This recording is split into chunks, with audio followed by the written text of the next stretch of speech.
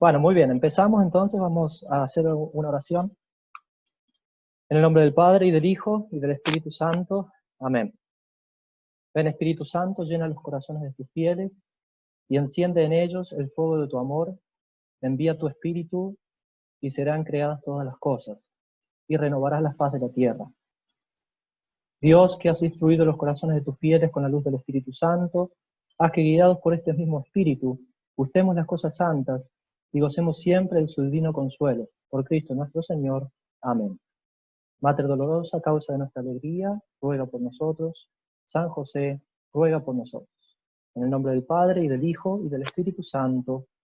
Amén. Bueno, muy bien. Muchas gracias Padre Elvio, primero, muchas gracias por esta invitación a hablar. Es siempre una alegría poder estar en contacto con la gente de Argentina, y especialmente a través del Centro San Ignacio, dado que fui parte por algún tiempo de las actividades allí, así que está bueno poder colaborar con las actividades del centro desde acá a distancia. Cuando el padre, espero que no se me peguen muchas muletillas en inglés. Estoy intentando combatir el así que vamos a ver. Bueno, entonces cuando el padre Elio me propuso de hacer esta charla, estuve pensando un poquito a ver sobre qué podría hablar, y se me ocurrió que podía ser interesante el tema de la fe, hablar de la virtud de la fe.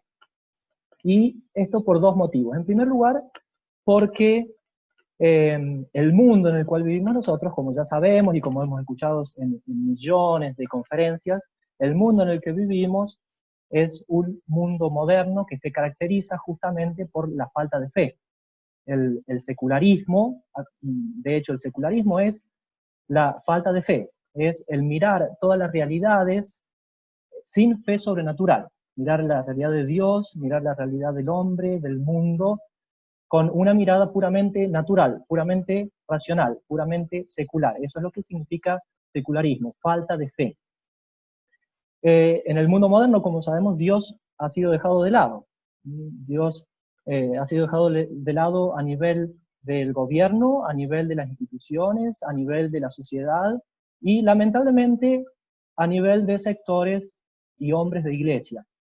Y nosotros como católicos siempre tenemos que tener la actitud de querer ser sal de la tierra, luz del mundo, querer ser la levadura en la masa, y para hacer esto tenemos que tener fe, tenemos que reavivar nuestra fe. Entonces nosotros, hombres del mundo moderno, secularizado, nos tenemos que caracterizar justamente por el hecho de no ser del mundo, de ser hombres no secularizados, sin fe, sino hombres de fe. A esto estamos llamados nosotros, y en Miles Christi lo repetimos hasta el hartazgo, y es que tenemos una lucha por la trascendencia. Estamos llamados a la lucha por la trascendencia. ¿Qué significa esto? La lucha por la trascendencia. Justamente la lucha por las realidades, luchar por las realidades y transmitir las realidades que nos da la fe. La lucha por lo que trasciende, lo que no es secular, lo que no es solamente de este mundo.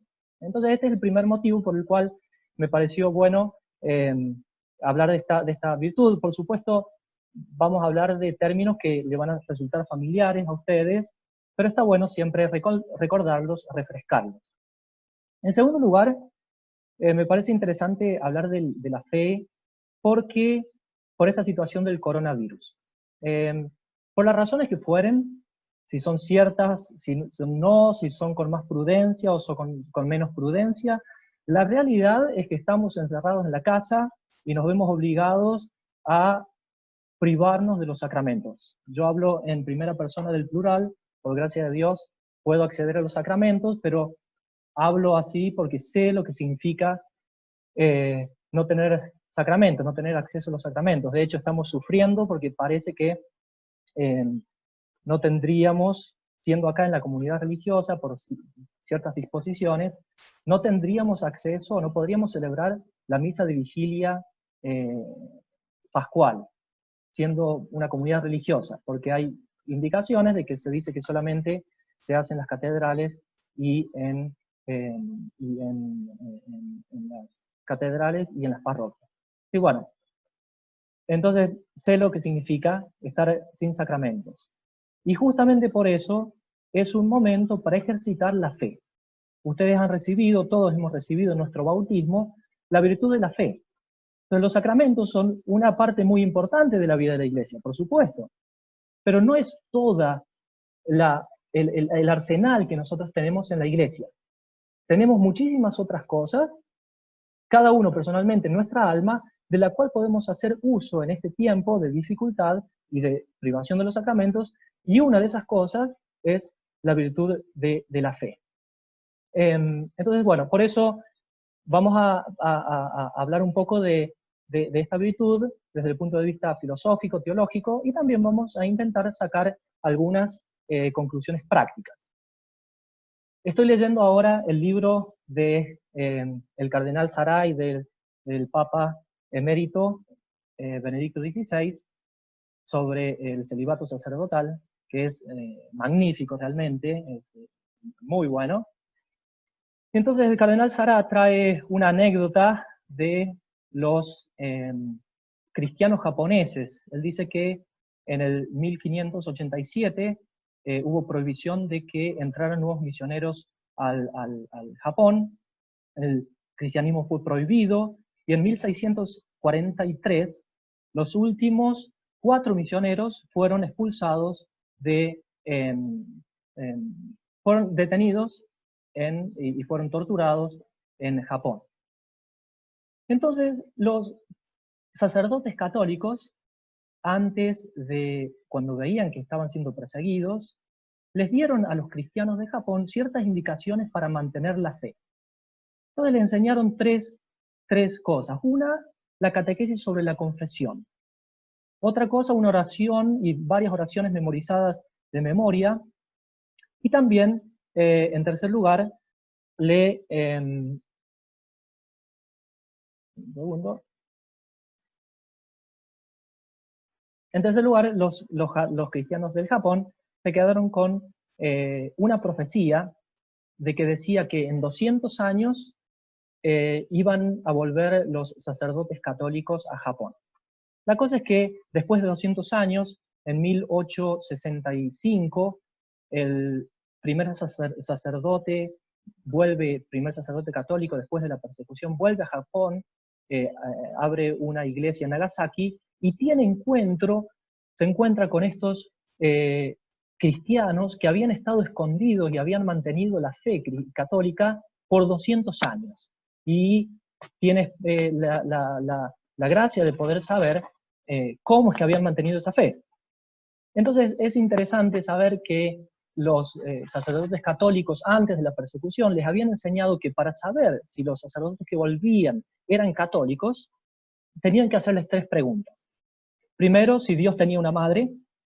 Segundo, dónde trabajaba su jefe, o sea, un sacerdote, dónde trabaja el jefe, en el Vaticano, el Papa, si Dios tiene una madre, María, y la tercera, si estaban casados o no, la ley del celibato. Entonces, el cardenal Sará se toma de esto para decir cuán importante es el celibato para un sacerdote y cuánto el celibato representa al sacerdocio católico.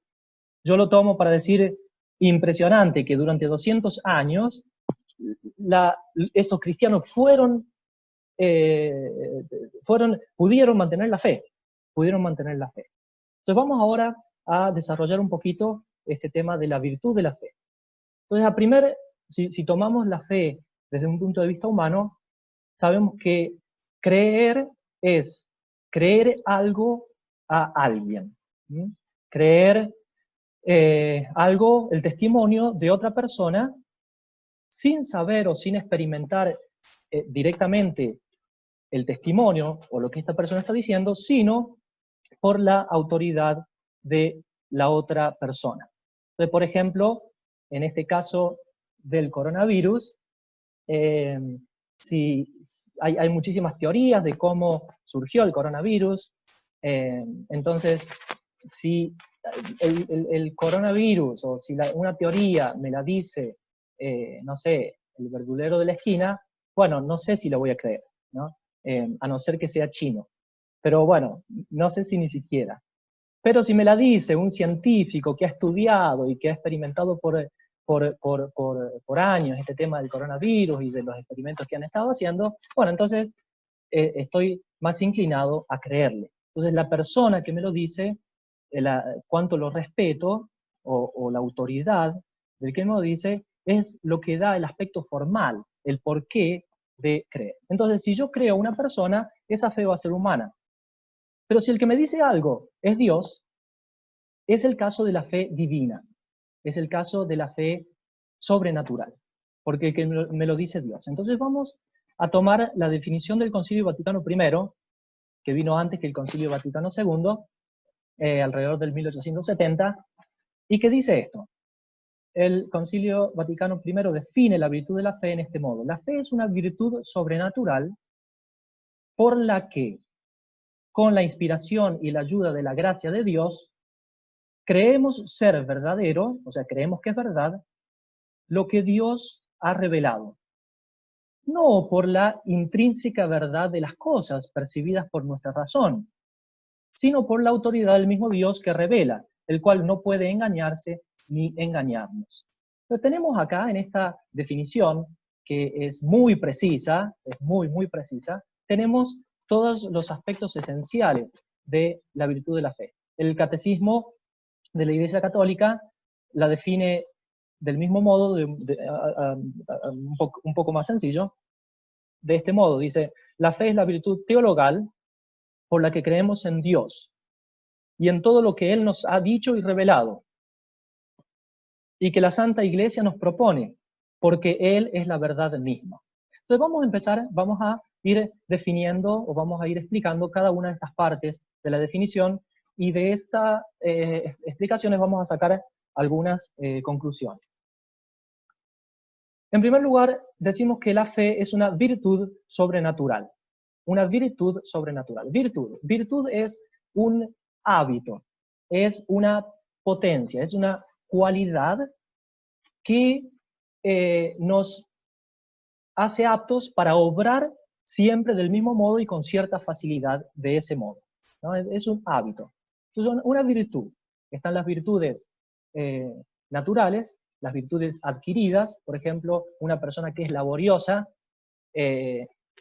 adquirió la virtud de la laboriosidad porque estuvo trabajando y porque siempre se sometió a una estructura de trabajo y a un horario, y de ese modo adquirió, por repetición de actos, la virtud de la laboriosidad. Esa es una virtud adquirida, natural. Hay virtudes que son sobrenaturales, que también llamamos infusas. Virtud sobrenatural, llamamos infusas. ¿Por qué? Porque no las podemos adquirir con la repetición de actos, sino que el mismo Dios las tiene que infundir en nuestra alma. Entonces la virtud de la fe es una virtud sobrenatural, como ustedes saben muy bien, al igual que la caridad y la esperanza, son tres virtudes teologales, sobrenaturales, que están infundidas directamente por Dios en el alma. Nunca en la vida nosotros podríamos acceder, tener acceso a esa virtud sobrenatural, justamente porque es sobre la natura, porque supera nuestras fuerzas. Por más que conozcamos toda la Biblia de memoria, por más que nos hayamos leído todos los padres, por más que conozcamos todas las razones de la apologética, eso no necesariamente nos da derecho a tener la fe. Entonces acá tenemos la primera característica de la fe, que justamente es esta, que es sobrenatural, sobrenatural. No tenemos derecho, es un regalo de Dios, es un regalo de Dios. Y es muy claro que es un regalo de Dios porque Él la da a los niños. ¿Qué hicieron los niños para poder recibir la virtud de la fe? Nada, absolutamente nada. ¿Qué mérito tiene un niño para poder recibir el bautismo y con él las virtudes de la fe? Absolutamente nada, es un regalo de Dios. Pero eso es un ejemplo porque también un adulto, por más que se haya preparado y que haya estudiado y que haya hecho el catecismo, la virtud de la fe no es un fruto de sus méritos y de su preparación, sino que es un regalo de Dios. Esto es muy importante porque esto significa que tenemos que pedir la fe. Tenemos que pedir la fe. Es un regalo. Y los regalos no se meritan, no se adquieren, se ganan. Se ganan por por pedirlo a Dios, justamente. Se piden, no se ganan, se piden, ¿no? Entonces tenemos que pedir la fe, pedir la fe. En el caso de cuando Pedro revela la divinidad de Cristo y dice, tú eres el Hijo de Dios vivo, el que ha de venir al mundo, Cristo le dice, bienaventurado de ti, Simón, porque esto no te lo he revelado ni la carne ni la sangre, sino mi Padre que está en los cielos. Entonces ahí está claramente cómo la fe es un don de Dios. Entonces, virtud sobrenatural, no natural, por la que, dice la definición, con la inspiración y ayuda de la gracia de Dios, y acá esto es lo que estábamos diciendo, no solamente que es un regalo de Dios, sino que el hecho de aceptar la fe, el hecho de empezar a creer, el hecho de decir, Dios mío, vos me estás diciendo todas estas cosas, sí, yo creo, es también un regalo de Dios. Nuestro asentimiento, nuestro creer, está movido por la gracia de Dios. No solamente está movido por la gracia de Dios, sino por la inspiración de Dios. Si a una persona en algún momento empezó a decir, uy, por ejemplo, un ateo, en cierto momento empezó a decir, pero por ahí Dios existe. Ya esa pregunta y esa tendencia a Dios, de esa persona siendo atea, esa inspiración viene de Dios.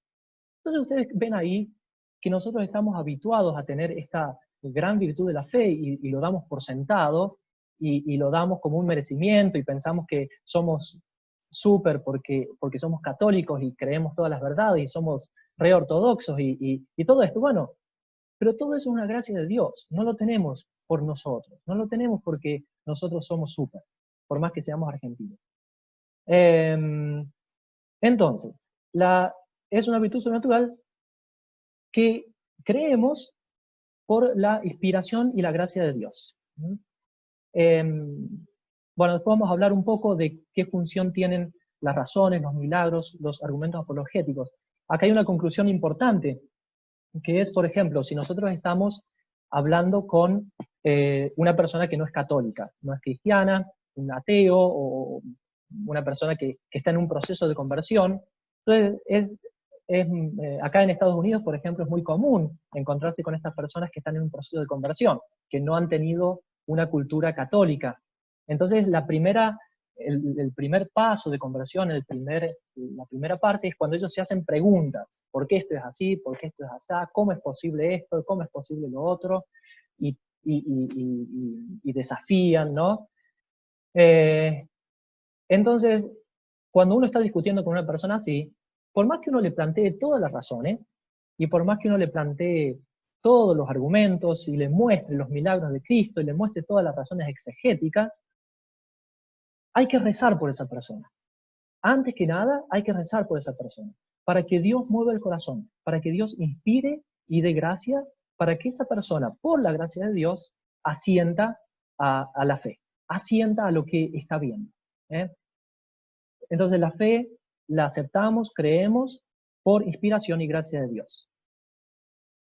Decimos la definición que creemos. Ese es el acto propio de la fe, creer. Se limita no a creerlo porque vemos, no es que creemos porque vemos el razonamiento interno o el contenido de la fe, porque es razonable a nuestra razón, sino que creemos por la autoridad de Dios. Creer significa que no vemos. Creer significa que, en cierto modo, hay cierta oscuridad en el contenido de la fe. Porque si vemos, entonces no tiene sentido, no creemos. Si a mí me dicen que en Rusia hay una isla al costado que se llama no sé cómo, ok, yo voy a creer. Entonces yo creo a la persona que me lo dice. Pero si yo voy y viajo a esa isla y la visito, entonces yo ya tengo la experiencia, entonces ya no voy a necesitar más creer a esta persona, sino que simplemente yo tengo la experiencia. Bueno, lo mismo pasa con la fe, en Dios. Acá en la tierra nosotros no vemos las realidades sobrenaturales, no son cosas que se ven, no vemos el cielo, no vemos Dios, no vemos la Trinidad, no vemos a Cristo, la humanidad y la divinidad de Cristo. creemos en todo eso. Entonces la fe es una anticipación del cielo en este sentido. A través de la fe estamos ya sabiendo de realidades que son oscuras para nosotros, pero que las veremos cuando lleguemos al cielo. Entonces, en el cielo no habrá fe. ¿Por qué? Porque vamos a ver con nuestros ojos. Vamos a ver con nuestros ojos. Entonces, aquellos que quieren tener una clara visión de las realidades intrínsecas de la fe, aquellos que dicen que quieren saber que no tiene sentido la Trinidad y que quieren entenderlo, bueno, ellos no tienen un conocimiento propio de lo que la fe significa. Ustedes recuerdan esa historia de San Agustín, que estaba en la playa, que él estaba intentando entender la Trinidad. Entonces va al mar a contemplar, a rezar, y ve a un niño que estaba en la playa intentando, estaba con un pequeño vaso, poner el agua del océano en el vaso, y seguía tirando agua, y seguía tirando agua del océano, y ponía en el vaso, y San Agustín le pregunta, ¿pero qué estás haciendo? Y dice, quiero poner el océano acá en el vaso. San Agustín le dice, bueno, pero eso es imposible, ¿cómo vas a hacer eso? Entonces, este niño le dice, bueno, eso es lo que vos querés hacer con la Trinidad. Vos querés poner la Trinidad, que es un misterio divino, gigantesco, imposible de abarcar, en tu vasito de inteligencia de mosquito, ¿no? Entonces, no podemos ver, no podemos entender. Si creemos, justamente creemos por la autoridad de Dios. Y acá está otra parte de la definición, que es que creemos lo que Dios nos ha revelado, lo que Dios nos ha revelado y lo que la Iglesia nos transmite, y acá hay una distinción de dos tipos de fe que son la misma, pero hay una distinción cuando hablamos de fe divina y de fe católica. Fe divina, ¿qué significa? Fe divina significa que son todas aquellas cosas que hemos recibido directamente de Dios, reveladas por Dios, a través de Jesucristo, a través de las Sagradas Escrituras, a través de la tradición. Entonces, por ejemplo, la verdad de el dogma de la Trinidad, la parte de la Santísima Trinidad. Fe divina. Fe católica. Son aquellas verdades que la Iglesia ha propuesto a los fieles para ser creídas como fe católica. Por ejemplo, el dogma de la Asunción. Es un dogma que en cierto modo está ya está incorporado o está en la revelación, pero que la Iglesia dedujo de la revelación. Y ella, a través de argumentos, propuso como una verdad de fe un dogma para ser creído. Entonces, cuando hablamos de creer, de esta palabra, de esta actitud, y acá hay una distinción importante, hablamos de creer con un sentido sobrenatural. Hablamos de creer no en el momento, no cuando decimos nosotros creo que va a llover, o creo que esto está bien, creo que está bueno, como si fuera un sentimiento. Y esto es importante. La fe tiene un contenido objetivo. La fe tiene un contenido objetivo. Dios mismo es el contenido de esa fe. Dios mismo es el objeto de esa fe, que nosotros traducimos en dogmas. El credo. ¿Qué es el credo? El credo es Dios mismo y su acción en el mundo. Entonces, nosotros creemos eso de modo objetivo. Entonces, no necesito decir si lo siento o no lo siento. Y acá hay una gran distinción de los católicos con los protestantes. Los protestantes terminaron por reducir la fe a un sentimiento de confianza en Dios. Redujeron la fe a un sentimiento de confianza en Dios. Entonces, todas las cosas que me llevan a mí a un sentimiento de Dios pueden ser buenas si son un camino a creer en Dios con una fe sobrenatural, con una fe más madura, digamos. Entonces no podemos reducir, y esto es para el hombre moderno que se reduce a sentimientos, no podemos reducir la fe a un sentimiento.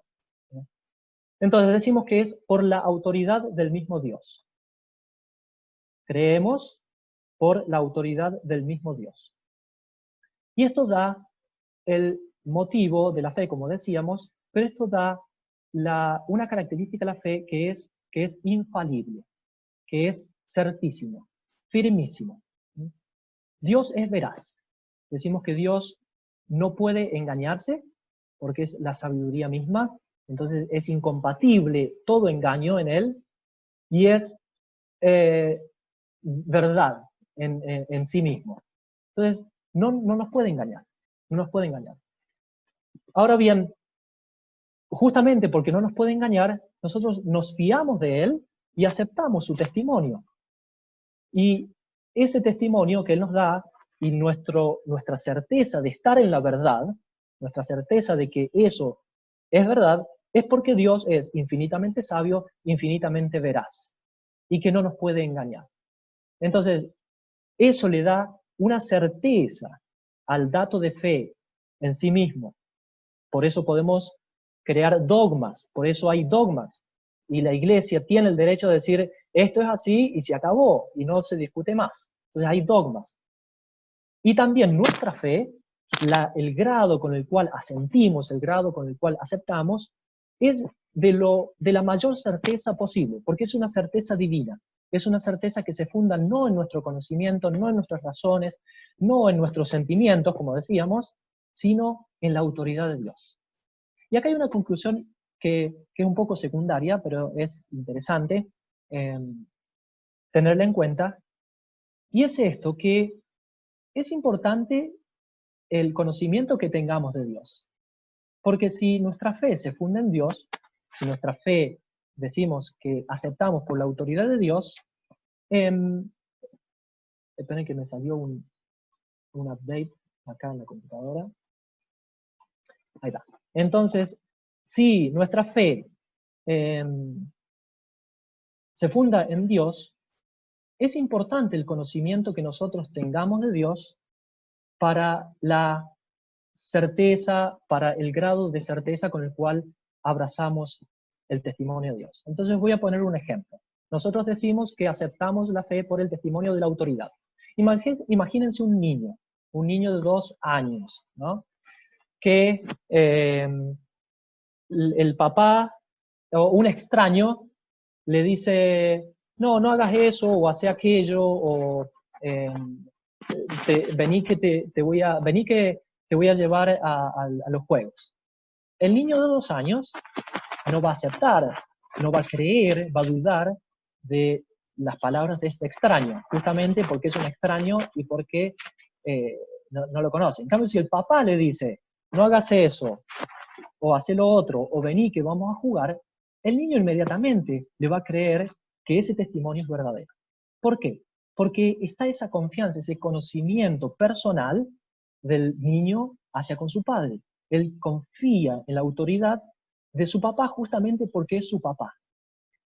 Ahora bien, muchas veces nosotros tenemos de Dios un conocimiento que no es real, un conocimiento experiencial o que es real, pero que puede ser defectuoso.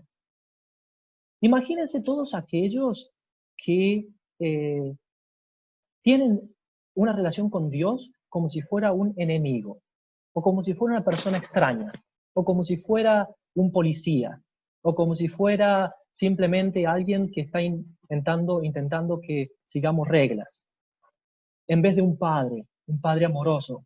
Entonces, es muy importante el conocimiento de Dios para justamente confiarnos en Él y seguirlo en lo que nos dice. ¿Sí? Me parece que eso es importante, incluso como modo práctico para nuestra vida personal. Dios es un Padre bueno, que nos ama y va a querer nuestro bien. Entonces yo me tengo que confiar, le tengo que creer, por más de que viva, por más que esté la luz de la fe, esté muy oscurecida o no vea o no entienda, yo me tengo que confiar en Él porque conozco por experiencia que Él es mi Padre bueno y que quiere para mí lo mejor y que me está diciendo esto para darme la salvación, para darme la felicidad. También otra consecuencia de que Dios es la autoridad es que no puedo decir que yo creo a una parte, yo creo toda la fe católica, pero no creo a esto. No puedo decir, sí, yo soy católico, creo en todos los dogmas. Yo rezo el credo, pero no creo en la doctrina de la iglesia de los anticonceptivos. O no, sí, yo creo en todo, pero no, lo de la confesión no me cierra, porque vos vas y te confesás con un hombre. El que niega una verdad, el que niega una parte de todo lo revelado, ya está, en cierto modo, negando todo. ¿Por qué? Porque está negando la autoridad de Dios. Está negando la autoridad de Dios. El principio formal de por qué abrazar la fe es la autoridad de Dios. Y da lo mismo negar todo o negar una partecita para decir que Dios es no tan veraz, o Dios no quiere esto para mi felicidad, o Dios me dice toda la verdad, pero en esto me dice mentira. El que niega una parte de la fe, en cierto modo, por supuesto, a veces indirectamente, niega toda la fe. Entonces, vamos a hacer una conclusión, ya tendría que ir terminando. Dijimos que podríamos decir que la fe es sobrenatural porque Dios es la fuente, porque Dios es el contenido, es lo que creo, es Dios, porque Dios es la razón por la que creo, y en último término es sobrenatural porque el fin de la fe es sobrenatural, que es el cielo, la visión beatífica en el cielo. Además, la fe es infalible, y una cosa que dijimos como tercera característica de la fe, que en cierto modo lo dijimos ya, la fe es libre. La fe es libre. Hay un abrazar lo que Dios me está revelando de modo libre. Entonces, si bien la fe reside principalmente en la inteligencia se mueve a sentir y a decir, sí, yo creo, por la voluntad movida, inspirada y movida por la gracia. Entonces, fe sobrenatural, infalible o certísima y completamente libre. Para terminar, la fe se puede perder. La fe se puede perder. La fe no se pierde con el pecado mortal, como sí se pierde la caridad y, en cierto modo, la esperanza, pero principalmente la caridad, ¿no? La fe no se pierde con el pecado mortal. Pasa a ser una fe que se llama muerta, una fe informe. ¿Qué significa? Es la fe como de un cadáver. Y eso, ¿saben? Es una misericordia de Dios, porque nosotros, estando en pecado mortal, no tenemos más que nunca derecho a la fe. No tendríamos derecho a conservar la fe. Dios perfectamente podría cancelar la fe de nuestros corazones, de nuestra inteligencia, podría quitar esa virtud sobrenatural. Quedaría una disposición natural, si quieren, pero no la virtud sobrenatural, y ni siquiera en estado muerto, digamos. Ahora, ¿por qué Dios la deja? Por un acto de misericordia, porque es nuestro lazo, es nuestra oportunidad de arrepentirnos y de volver a amarlo, a través de un acto de contrición perfecta, a través de la confesión, de recuperar la caridad. Entonces es un acto de misericordia de Dios el hecho de que, a pesar de que cometemos un pecado mortal, no perdamos la virtud de la fe. Pero la podemos perder. Por eso la virtud de la fe, como toda virtud, se puede incrementar en nosotros. Puede crecer en nosotros. Entonces, hay algunos peligros para la fe, por eso es que se puede perder, por eso es que con el tiempo, de hecho, la podemos perder, y uno ve cómo, por ejemplo, hay casos de gente que era muy católica, de misa diaria, practicantes, y por X razón, al final de la vida, terminan viviendo, no es lo común, pero uno se encuentra casos, termina viviendo como ateos. ¿Y qué pasó en el medio? Bueno, no hubo cuidado de la fe. Dios siempre da la ocasión para acrecentarla, pero nosotros tenemos una responsabilidad de conservar la fe. Hay peligros de la fe, peligros exteriores. Por ejemplo, esto lo saqué de un libro que es un poco más antiguo, que dice cuáles son los peligros a evitar para la fe, peligros contra la fe que tenemos que evitar. Encontrarse mucho con acatólicos, leer libros acatólicos, ir a escuelas acatólicas. Entonces, yo me reía un poco de esto porque si tuviéramos que seguir esto, no podríamos vivir, ¿no? Porque todo, prácticamente, hay muchos ambientes que son acatólicos y nosotros tenemos que vivir ahí, ¿no? Entonces necesitamos un refuerzo extra en nuestra fe para poder vivir. Por eso la importancia del reinado social de Cristo, por eso la importancia de la ciudad católica, por eso la importancia del Estado católico, porque el Estado católico daba el ambiente exterior para una vida de fe, para una vida católica. Ahora, toda la vida exterior de la sociedad es una vida en contra de la fe. Entonces tenemos que hacer esfuerzos heroicos para mantener nuestra fe. Entonces, pero tendríamos que evitarlo en cuanto sea posible. Si uno frecuenta ambientes que no son de una cultura católica, bueno, la fe va a ir disminuyendo, la fe se va perdiendo, la fe se va desgastando. Y después de peligros o riesgos interiores para la fe son el orgullo, la soberbia, esos que se la creen todas, que tienen todas las razones, bueno, tienen que prestar atención porque puede ser un riesgo, un peligro para la fe. Y el segundo peligro personal contra la fe es una vida inmoral. Aquellos que llevan una vida inmoral sin tener mucho cuidado de llevar una vida recta, bueno, se cumple lo que dice el famoso dicho, el que no vive como piensa, termina pensando como vive. El que no vive como cree, termina creyendo como vive. Entonces, ¿qué hacer en concreto para acrecentar nuestra fe? Decimos que tenemos que ser hombres de fe, tenemos que ser la luz del mundo, tenemos que ser la sal de la tierra, tenemos que ser la levadura de la masa. ¿Qué hacer? Acrecentar la fe, preocuparse. Primero que nada, como dijimos que la fe es un don de Dios, tenemos que pedirla. ¿Cuántas veces? Muchísimas veces. Todo el tiempo. Pedir el aumento de fe. Tendríamos que tener una jaculatoria, tendríamos que tener un deseo de crecer y de llegar a vivir de la fe. Por eso una linda jaculatoria es la del Evangelio. Creo, Señor, pero ayuda mi poca fe. Aumenta mi fe. Entonces, tendríamos que hacerlo esto muchas veces. ¿Cuántas veces? No sé cuántas veces. Y aprovecharnos de las ocasiones que tenemos para acrecentar nuestra fe. La recepción de los sacramentos. La recepción de los sacramentos es una ocasión concreta que tenemos para renovar nuestra fe. El hecho de hacer el signo de la cruz, el hecho de hacer la genuflexión, son todas ocasiones que si las hacemos con intensidad, con conciencia, son muestras de fe y al mismo tiempo actos por el cual pedimos a Dios la fe. Rechazar con energía, mediante la divina gracia, todo cuanto pueda presentar un peligro para la fe. O sea, rechazar todo lo que pueda ser peligro para la fe. Primero, tentaciones. Ustedes saben que hay tentaciones contra la fe. Hay tentaciones de duda. Hay tentaciones de decir, bueno, ¿está Jesús realmente en la Eucaristía? Bueno, hay tentaciones. ¿Cómo se rechazan? Escapando. No es haciéndose los valientes y decir, sí, yo quiero resolver todas las dudas y resolver estas preguntas que me están viniendo. No.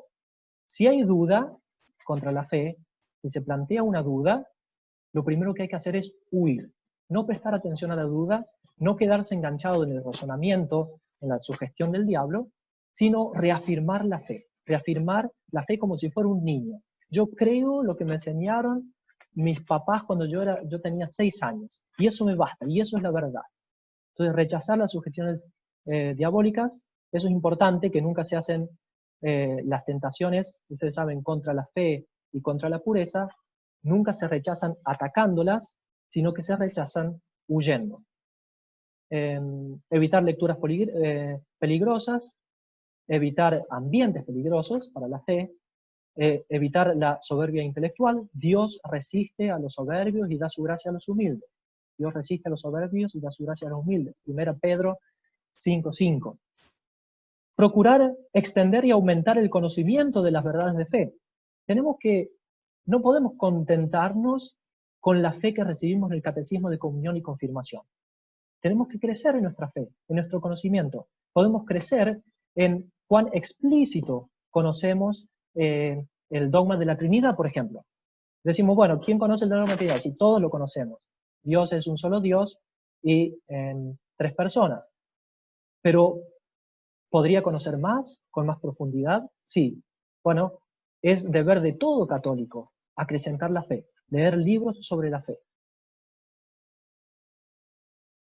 Como dije, fomentar los actos frecuentes de fe y, finalmente, intentar tener un espíritu de fe. Eso va más allá de un acto en concreto, sino intentar ver todos los eventos de nuestra vida con un espíritu de fe. Esto es lo que caracterizó a los santos. Y esto es lo que caracterizó, por ejemplo, una persona concreta para nosotros, cercana, al menos para los de San Luis, y creo que para todos en Argentina, era, por ejemplo, Monseñor Laice. Era una persona de fe. Monseñor Laice, el obispo de San Luis, que fue obispo de San Luis, murió el año pasado, en agosto. Era una persona de fe, y respiraba fe, y transmitía fe, y todo lo veía desde un punto de vista sobrenatural. Entonces nosotros tendríamos que intentar manifestar, intentar vivir con el prisma de la fe. Algunos santos se imaginan ponerse los anteojos de Dios. Entonces nosotros tenemos que ponernos los anteojos de Dios y decir, bueno, yo tengo esta situación, perdí el trabajo, estoy encerrado en mi casa y no puedo hacer nada, no puedo ir a misa, no puedo recibir la comunión, o me pasó esto, me pasó lo otro. Hay situaciones que son muy difíciles, por supuesto, hay cruces que son muy grandes, pero es el momento de hacer un esfuerzo, de ir a la oración, de ponerse los anteojos de Dios, el modo en que Dios mira las cosas y decir, bueno, ¿cómo Dios mira esto que me está pasando ahora? Dios me cuida, Dios es mi Padre, entonces yo tengo que mirar del mismo modo. Y eso significa que tengo que mirar a las otras personas del mismo modo. Tengo que mirar a los otros, no si son buenos, si son malos, no si me quieren, si no me quieren, no si me miran bien o si me miran mal, sino como Dios los mira, que son hijos de Dios, son almas. Mirar Dios con espíritu de fe, no como mi enemigo, no como un policía, sino como la fe me lo revela, que es mi Padre. Mirar el mundo con espíritu de fe, con el espíritu del Evangelio, con lo que me dice Cristo. ¿Qué son las riquezas? Que las riquezas son nada. Entonces, el espíritu de fe nos tendría que llevar a abrazar, por ejemplo, el espíritu de pobreza. Entonces, mirar y estar desprendido, desapegado de las cosas de la tierra. ¿Ven? Entonces, en todo momento se puede practicar y ejercitar la virtud de la fe. Bueno, creo que de este modo hay una especie de pantallazo general de la fe que nos va a servir justamente para practicar y para renovar nuestra fe en este tiempo de dificultad, en este tiempo de coronavirus, o coronavirus, como dicen acá. Y bueno, espero que les haya servido, que les sirva. Y recuerden, tenemos que tener este convencimiento. No somos uno más en el mundo. No tenemos que vivir del mismo modo en el cual el mundo vive. No tenemos que vivir como gentes del mundo. Tenemos que vivir como católicos, y vivir como católicos significa esto: pelear el buen combate de la fe, como San Pablo lo hizo y como murió, y por algo es San Pablo. Bueno, vamos a terminar entonces con una oración, si les parece bien. En el nombre del Padre, y del Hijo, y del Espíritu Santo. Amén. Dios te salve María, llena eres de gracia, el Señor es contigo, bendita tú eres entre todas las mujeres, y bendito es el fruto de tu vientre Jesús. Santa María, Madre de Dios, ruega por nosotros pecadores, ahora y en la hora de nuestra muerte. Amén. En el nombre del Padre, y del Hijo, y del Espíritu Santo. Amén.